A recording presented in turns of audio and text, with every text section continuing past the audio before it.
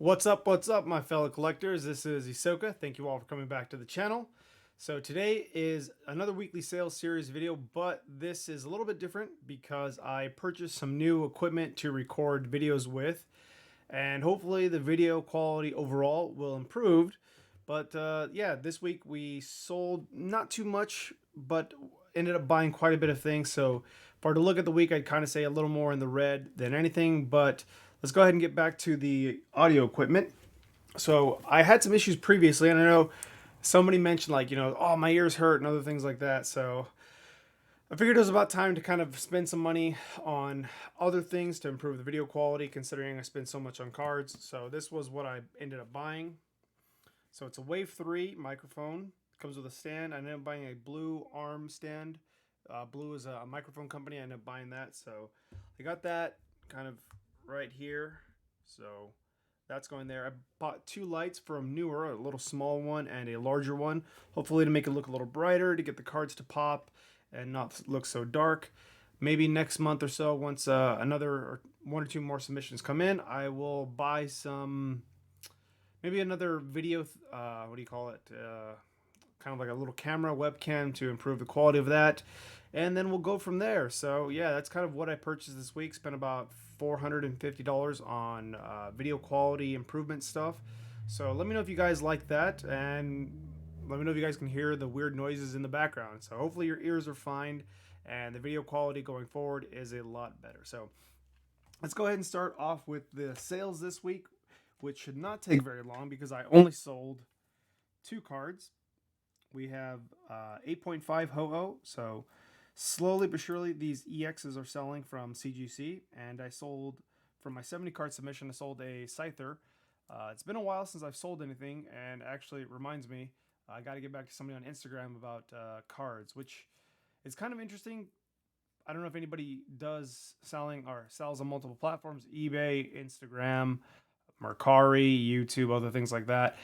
It can be difficult to keep track of things. So I'm trying to work on a system to keep track of the names and things like that, because you get flooded on Instagram and it's kind of hard to keep up to date with that. If you post a meme, people fill up your things with emojis and other stuff like that. So I enjoy it, but it does make it a little difficult to keep up with some of these deals. So so far this week, I sold about $450 worth of stuff. So that covers the equipment that I purchased for the video quality, or it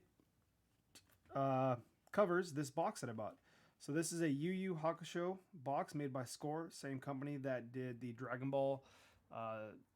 Is it Dragon Ball or Dragon Ball Z series? I know it covers up to GT, but I don't know what they called it as far as the trading card game. So made by the same company. This is one of the rarest boxes. Previously, the Alliance, the last box, was the most valuable box. I've mentioned it before that some of the last boxes printed in some of these dead TCGs or CCGs are usually the most valuable because they end up getting printed short compared to the rest of it, because they're coming to an end on the contract. The companies only print out a certain amount, and so on and so forth. So that's why the second to last set wasn't really the most valuable. Now, I've only been collecting Yu Yu Hakusho for about 6 months. I've wanted to collect before, but I just couldn't really get my hands wet with it and find out more information. So there's a Facebook group, and that's helped catch me up to speed with things. So that's where I ended up purchasing the Alliance box, and come to find out there was about 40 more boxes that somebody is hoarding. So yeah, it's not quite as rare and valuable as I had thought, and that kind of made this second box a little more valuable. Come to find out, somebody let me know that there was a website that had about 5 or 6 first edition Exile boxes, some unlimited Exile boxes, which Unlimited, Alliance, and Exile are actually pretty rare. Mukuro right there, one of the three kings.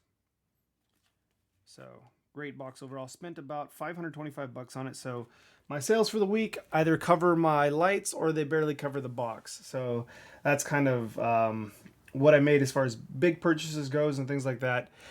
The box, though, it kind of does remind me a little bit about patience and other things like that. So there was one box on sale on eBay for about, I don't know, I'd say over a year. So it's been on my watch list forever. It was selling for $995, the asking price, from Cool Trainer Ryan on his CTR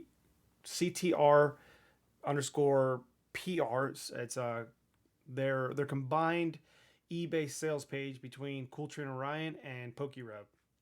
So the box has been there for a long time, and I was thinking about actually purchasing it for a while, but just being patient and letting things come on the market. You know, things are getting flushed out right now. People are selling as the prices are going up and as the prices are going down. So thankfully, for being patient, I was able to pick up a really minty box for the collection for half the price of what I was going to pay based on new information that comes out. So sometimes it definitely does pay to be patient, or saves to be patient in that case. Other than that, I picked up some cards for the collection here. More Unseen Forces cards.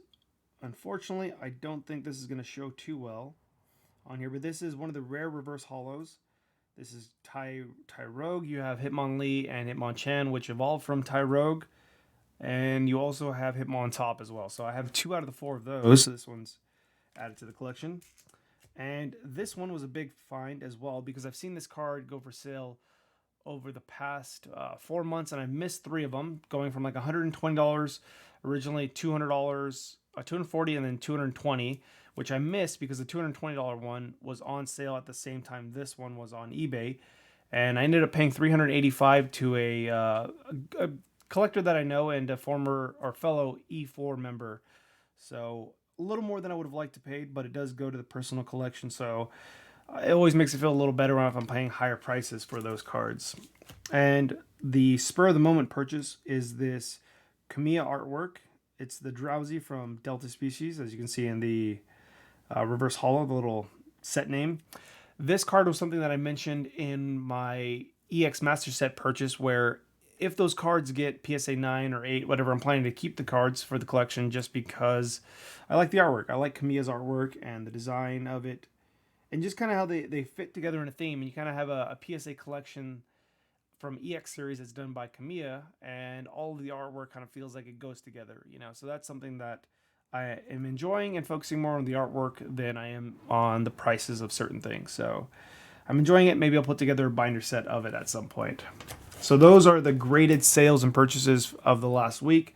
Things have been kind of slow, just kind of waiting for some more returns, and till the end of the month when I can purchase 2 more EX Master Sets.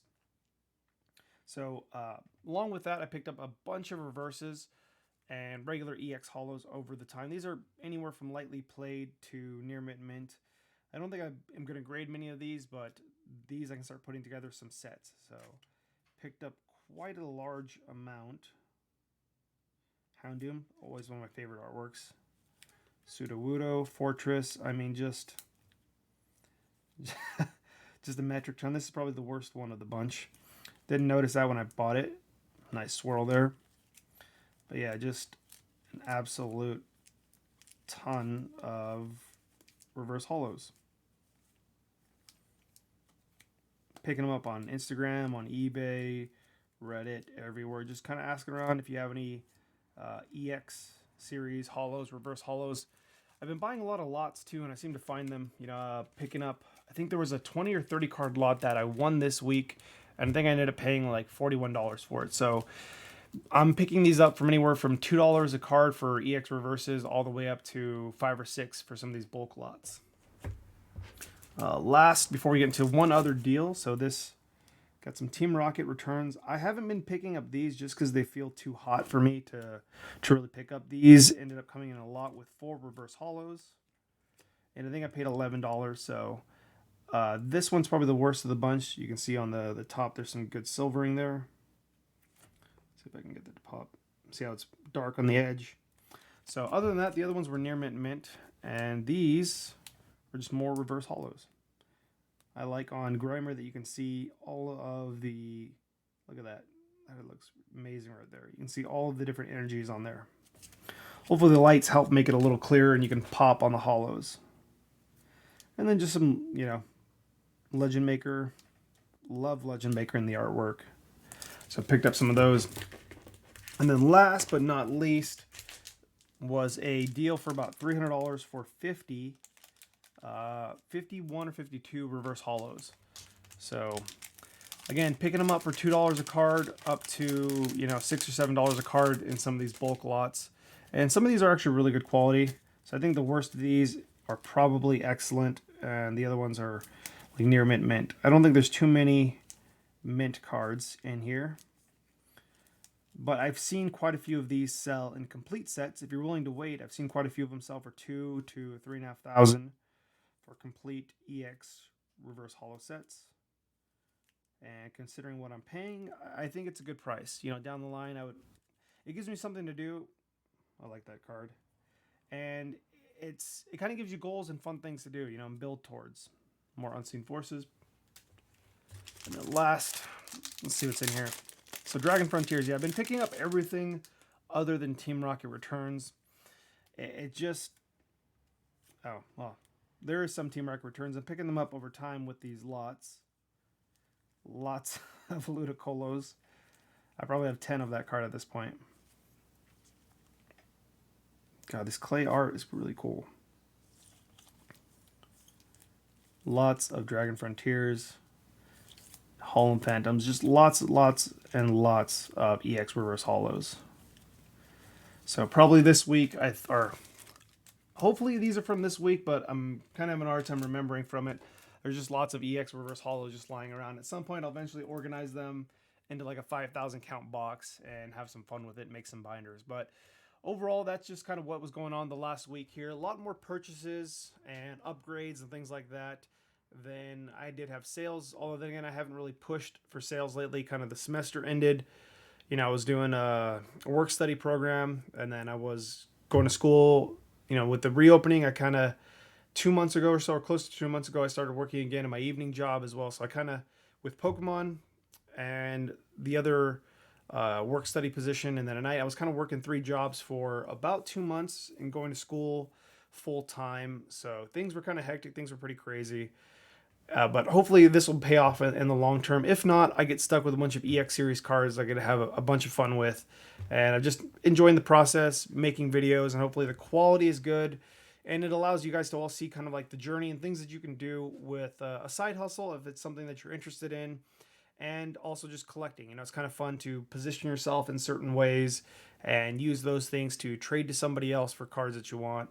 And it's kind of therapeutic. It's kind of fun. You know, I think everybody should kind of have their own hustle and their own thing. And some of those things don't actually have to make money. There was a book from, let's see, I think it's Brene Brown, Power of Vulnerability. And there's an interesting story in there where she talks about, you know, this lady she has a full-time job and she makes candles on Etsy. And she was going to the garage one night, you know, sorry to her husband or kids, you know, I'm going to make candles. I'm going to get some new candles, put them on Etsy, and, you know, I'm going to do that tonight, film it and edit it and put it up there.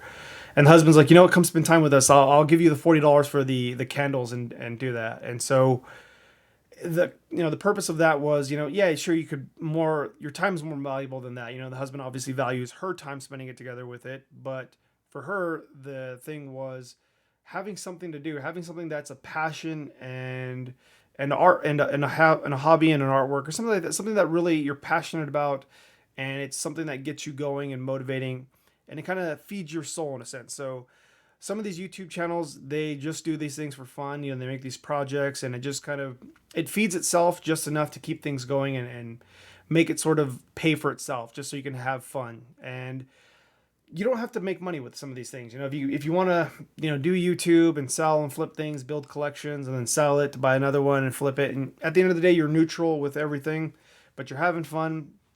That's kind of the important part. You know, I think especially if you're passionate about it, you're going to make money with it, I think, regardless, which is some of the conversation I'm hearing on the forums and everywhere else. You know, these people are worrying about the prices crashing.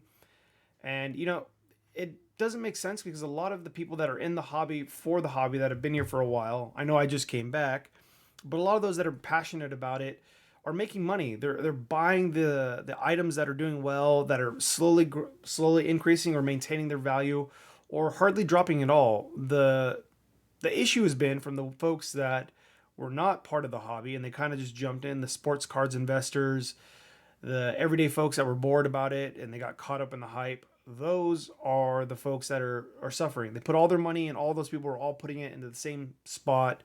Evolution's going to the moon, you know, and people weren't diversifying, which is why those other areas that I'm doing are doing well, and a lot of other seasoned collectors are doing well because they're passionate about it. And so being passionate about something and learning to make your passion kind of work for you, or turning passion to profits, things like that. So if you can find a way to make your passion profitable and enjoyable at the same time, because you don't want to kill your hobby.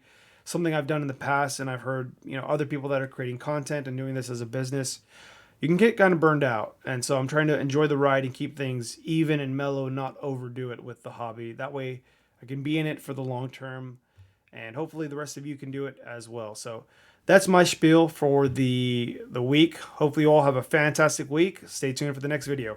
Peace out.